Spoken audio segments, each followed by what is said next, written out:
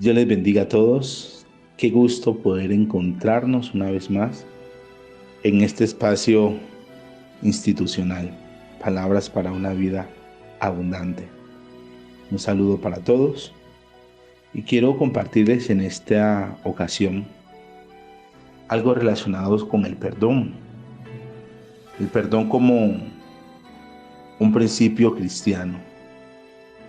Y creo que la mayoría de nosotros, la mayoría de los miembros de la iglesia, los que somos parte del cristianismo, hemos leído en algún momento el libro de Jonás. El libro de Jonás está puesto entre los libros proféticos, pero en sí no es un libro profético. Es un relato que se hace de un personaje que se identifica como un profeta a quien Dios quiere enviarlo a una misión y él se resiste. Él dice, yo no voy a hacer eso. Pero Dios lo envía a predicar a Nínive. Nínive, capital de Siria. Y él dice, no, yo para allá no voy a ir, yo para allá no voy. Pero él decide buscar una embarcación para ir al occidente, cuando la ruta era hacia otro lado, hacia el norte. Lo característico de esta historia es ver cómo un hombre se niega. Y la historia de Jonás ha quedado registrada por eso. Como de un hombre que huye de la presencia de Dios porque no quiere cumplir con el mandato de ir a predicarles a una ciudad agobiada por la maldad del pecado. Una de las razones por las que se escribe el libro es para mostrar cómo el odio, la amargura o el resentimiento de un hombre creyente, eso es importantísimo, lo pone en oposición del propósito de Dios y lo mantiene lejos de las soluciones morales y espirituales para su propia vida. Eso es triste. Por eso, en la idea del relato, Jonás es un hombre israelita. Y como un hombre israelita de ese momento, no le puede perdonar a los asirios su crueldad, la agresión, su maltrato, la ofensa de que le hicieron en algún momento algo a su pueblo. Y todo eso queda registrado en la memoria de Jonás. Por eso, todo lo que tenga que ver con Asiria, Jonás lo odia. Y lo odia mucho. Él no lo soporta. No se puede resistir. ¿Ve? No se puede resistir. Porque deja ver que no aguanta nada de lo que le digan de Siria. Para él es algo agradable. Y no podemos olvidar, repito, que Siria, su capital es Nínive. Por eso Dios le dice a Jonás, ve y predícales a Nínive. Ve. Porque tenemos que tener algo claro, y es que Dios sabía lo que había pasado en medio de esos pueblos. Y claro, cuando Jonás oye hablar de Nínive, dice, yo no voy a hacer eso. Yo no lo voy a hacer. ¿Ve?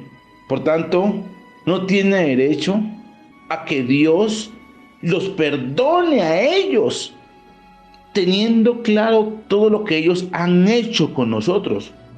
Por tanto, no les voy a dar la oportunidad de que escuchen la palabra, no sea que se arrepientan y Dios los perdone, y eso yo no lo soportaría para nada. Eso sería muy doloroso, saber que Dios los perdonó. Y eso es una de las razones por las cuales Jonás se niega en ir a predicar el mensaje que Dios ya le había entregado. Por eso podemos decir que Jonás tiene miedo que su predicación sea eficaz en Nínive. Y Jonás como profeta quiere un fracaso para él, porque no quiere que el pueblo al quien él va a irle a predicar se arrepienta. Y todo lo que quiere en su corazón es el castigo de Dios para con los ninivitas. Jonás está ofendido, lleno de molestia, y expresa el reproche a Dios porque los de Nínive se iban a arrepentir. Por eso en el capítulo 4 del libro de Jonás, quiero que leamos el versículo 1 y el 2. Vemos cómo Jonás dice estas palabras. Dice, versículo 1. Pero Jonás quedó muy angustiado y se enojó. ¿Ve? Y se enojó. Entonces oró al Señor y le dijo, y bien, Señor, ¿no es esto lo que yo decía cuando aún estaba en mi tierra? Por eso me apresuré a huir a Tarsis. Ya sabía yo que tú eres un Dios clemente y piadoso, lento para la ira y grande en misericordia, y que te arrepientes del mal. Jonás le está diciendo al Señor, confirme lo que yo había pensado en un momento. Yo sabía que las cosas iban a dar resultado y ellos se iban a arrepentir. Esa actitud de Jonás un poco enferma, ¿no? Un poco enferma. Y vea lo que dice el versículo 3.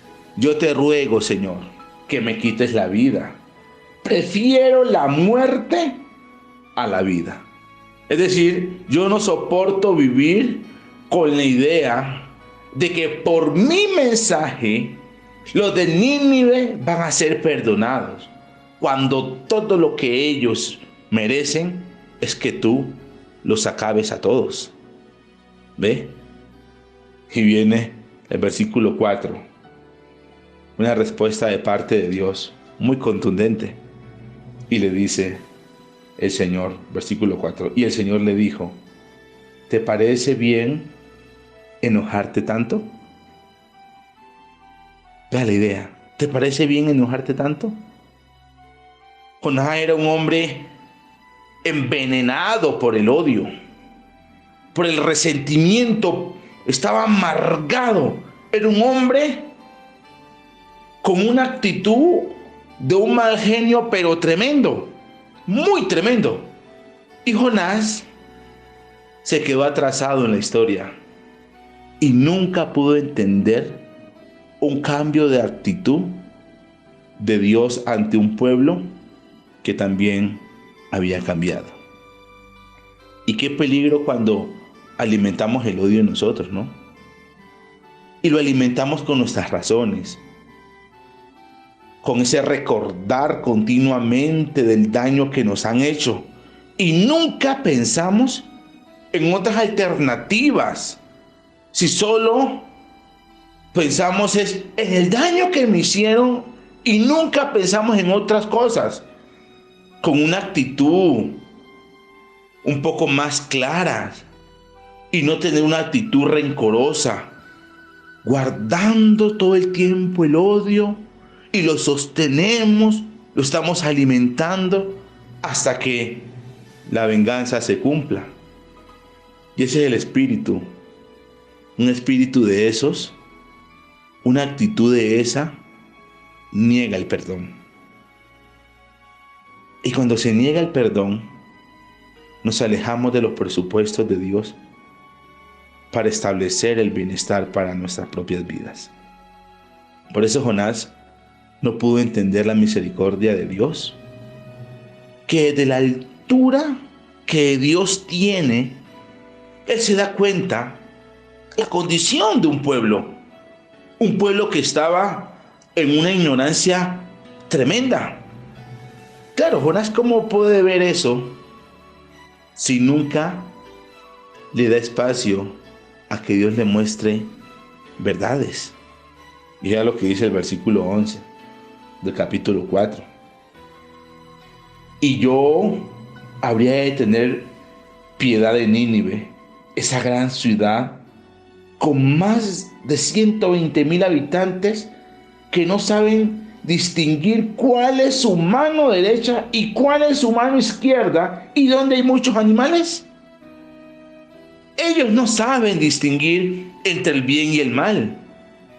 Un pueblo ignorante no se merece una oportunidad. ¿Y una oportunidad para qué?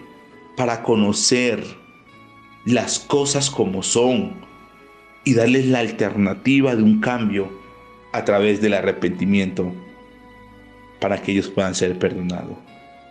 Jonás no alcanza a entender eso.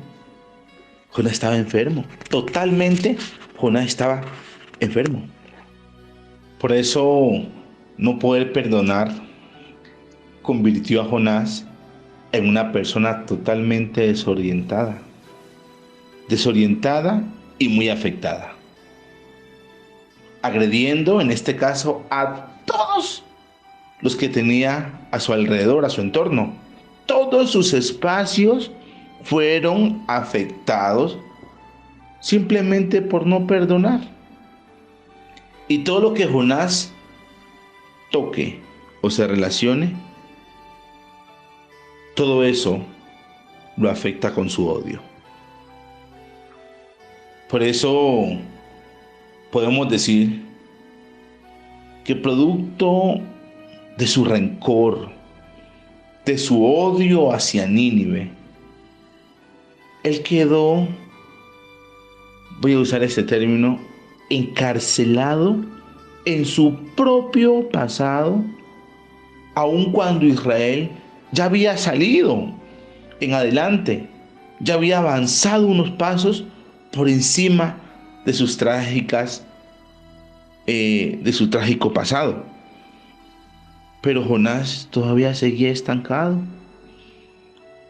Sostenerse, hermanos, en el odio, en el rencor, es no poder entender que Dios nos quiere llevar mucho más hacia adelante y no podemos quedarnos encerrados en los momentos tristes de nuestras propias experiencias.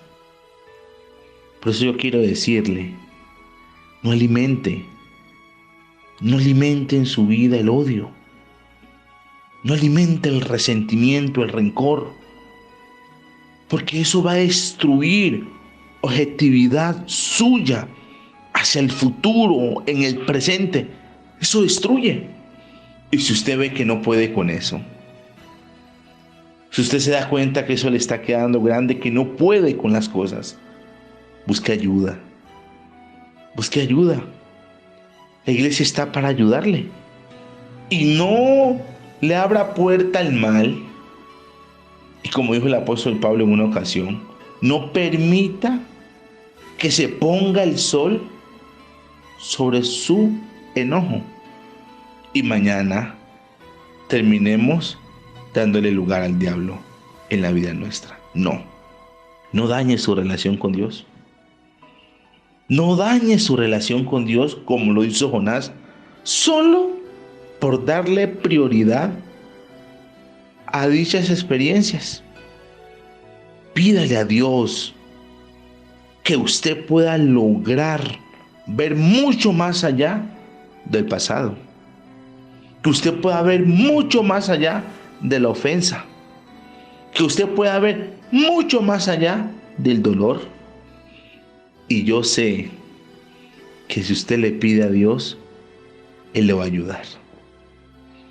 Yo quiero que oremos en este momento y que usted pueda buscar recursos que lo lleven a superar condiciones que usted sabe que no ha podido usted solucionar.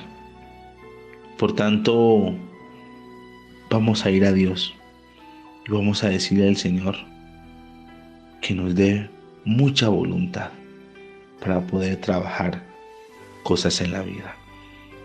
Oremos. Padre Celestial, Amado Dios, te damos gracias en esta oportunidad que nos das de poder cada día ir clarificando tu palabra. Necesitamos ver la vida con las razones que tú nos brindas. Necesitamos ver con los ojos que tú quieres que veamos. Poder superar áreas de la vida del pasado que todavía en el presente nos está afectando nuestras relaciones. Necesitamos liberarnos, Señor, de muchas posturas que en el momento, Señor, nos afectan. Ayúdanos, Señor. Necesitamos, Señor, experimentar, soltar cosas, y te agradezco porque tu palabra, la iglesia está allí para ayudarnos y clarificarnos las cosas mucho mejores.